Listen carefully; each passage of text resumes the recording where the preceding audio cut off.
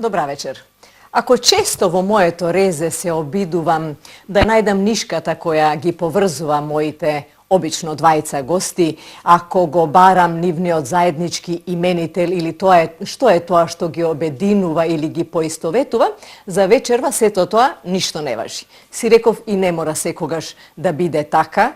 Моите гости се доволно сами за себе, единствени, оригинални и треба да бидат интересни и затоа не ја барам заедничката точка помеѓу нив. Всушност, ќе си го имаме муабетот со нив, они ќе си ги имат своите прашања, а јас и вие ќе ги чекаме нивните одговори. Еве, за вечерва одбрав да се дружиме со Иван Стоилковиќ, председател на Демократската партија на Србите во Македонија и да слушнеме како тоа функционира албанско-српска коалиција на балканските простори, да видиме како функционира српската заедница во Македонија. Веднаш потоа ќе разговараме со Ирина Шумадиева, она е инаку програмски асистент во фондацијата Метаморфозис, но ќе разговараме за тоа што е тоа Facebook, деца на Facebookот и колку компјутерот е денеска една модерна алатка во современото живење на современите родители и деца. Всушност, почнуваме веднаш. Останете со нас. И како што е редот, прво добре дојде за Иван Стоилковиќ. Добре дојдовте во Резе. Добро вечер. Добро најдов. Гледам дека сте спремни вечера на адекватен начин. Мислам дека јас ќе одговорам на заедно тоа што... ќе го видиме. Тоа ќе го кажат нашите гледачи. Да видим. Еве вака.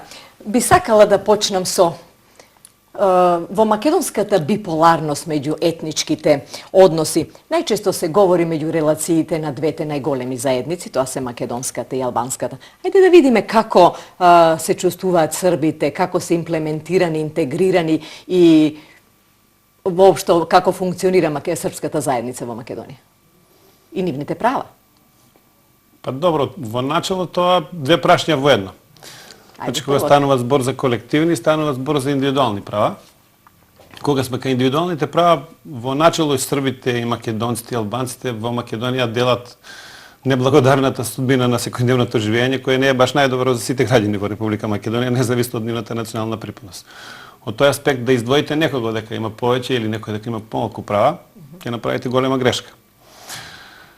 Впечаток кај македонската јавност дека кога станува збор за индивидуалните права, значи после Охридскиот договор дека постои една привилегирана национална заедница, тоа се албанците, и тој впечаток во Република Македонија е општо присутен во јавноста заради големиот притисок на албанската заедница врз институциите на системот во Република Македонија од една страна, а од друга страна од пасивноста на македонските политички партии и можеби неадекватната работа на помалите етнички заедници кои се гаранти на унитарноста на Република Македонија согласно Охридскиот договор. Мада морам да бидам признам дека јас и председателот на Демократската партија на турците успеавме во следниве 2-3 години да наметнеме неколку теми баш од овој аспект. Од аспект на јас тоа сакам да го кажам, ние сме чувари на унитарноста на Република Македонија.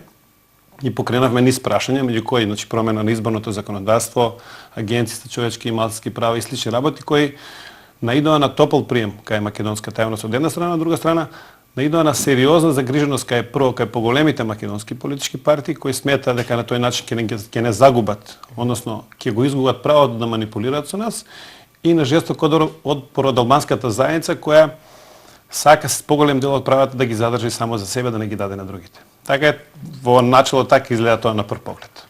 На балканскиот простор постои еден традиционален политички видеокруг, а тоа е дека албанците и србите едни со други не можат да се видат.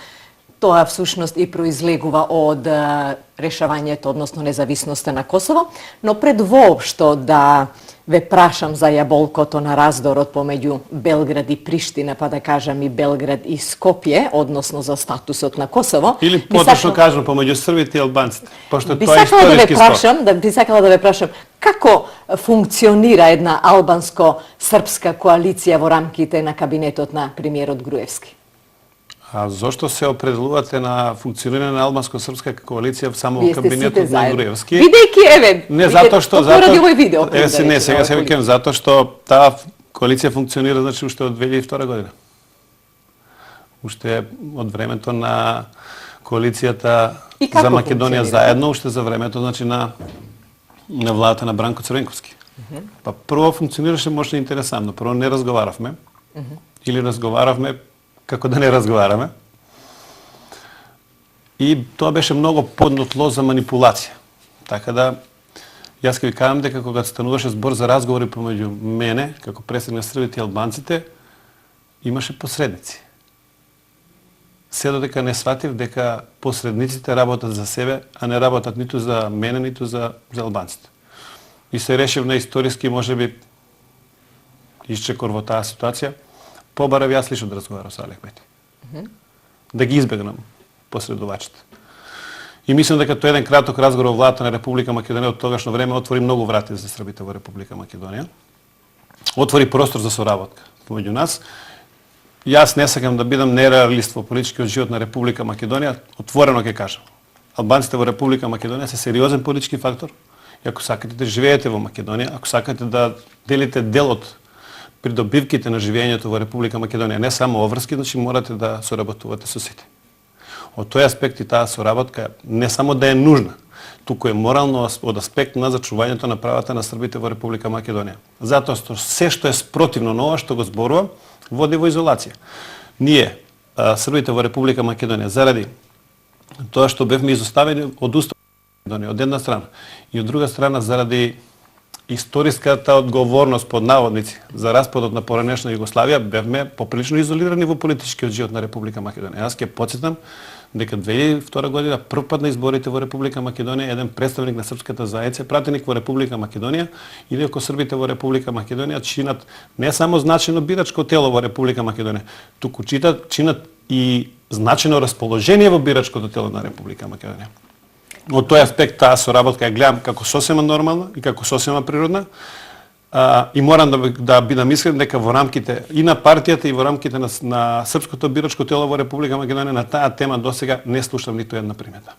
Имаше само една примедба која повеќе е комична отколку што е политичка.